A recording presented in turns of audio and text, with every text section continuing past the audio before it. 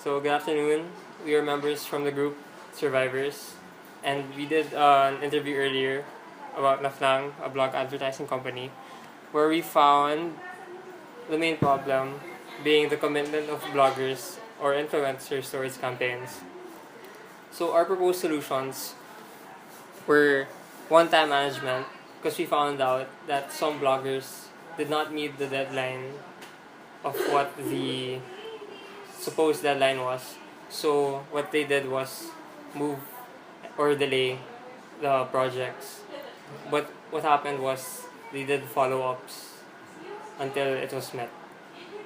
Second is tighter conditions. Since I would suggest that there will be revised in the contract, set some more strict rules for the bloggers so that they can be able to comply. Another one was to add more amateur bloggers, but not amateur in the sense they are inexperienced.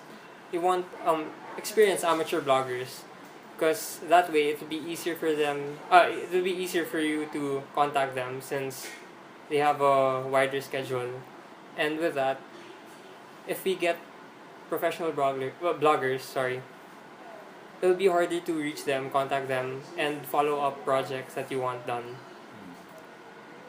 So another thing we proposed about that was the incentives for influencers that manages to consecutively submit and publish on time.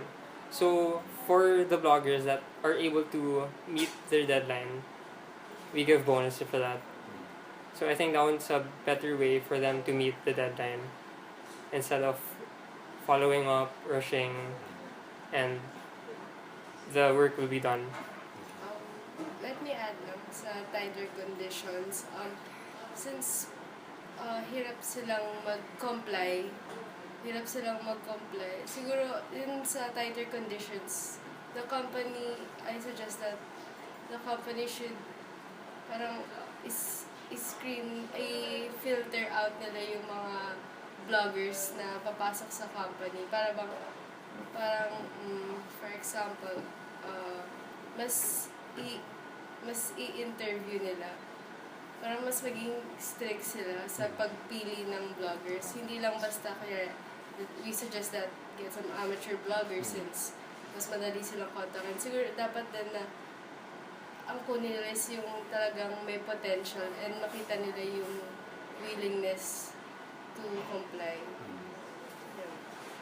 And another thing we proposed is salary deductions for the consistently late submissions. So for the bloggers that are consistently late, because what we found out is they're paid after their work. So they're contractual bloggers. So our proposal is to penalize them for late submissions by deducting their salary. That was the end of our presentation. Do you have any questions for us regarding this? Actually, I do. Maybe I have a couple of questions, more than a couple of questions. Maybe yung una sa time management, no? Kasi with NUF now, we have what we call a standard turnaround time. So, it is a timeline that we follow. It's a protocol of our regional offices abroad. Our standard turnaround time is 7 days of submission of first draft. And then it takes another 2 to 3 days if client has revision. And then it takes about 7 days before the blogger, the influencer can post about the product or the brand. So, kasi may mga challenges kami in time management. So, parang may delays pa rin. So, pag sinasabi namin sa talent team namin, kasi may talent team kami, sa NAF na, sabihin namin, oy, sa 25th, kailangan posted na to. So, how do you suggest a better solution for that? So, parang faster turnaround time. What we can propose is, since your deadline is sa 25th, what you can give your bloggers, you can give them a deadline before the actual deadline. So, for example, 25th yung deadline. Sa 22nd, you give them the deadline. So, you have 3 days to actually post to meet the Hashtag actual genius. deadline. Allowance. So you're suggesting an allowance. Actually, maganda idea. Okay. Siguro another question ko is, how amateur is amateur? Yung we have to, according sa interview natin before, Uh-huh.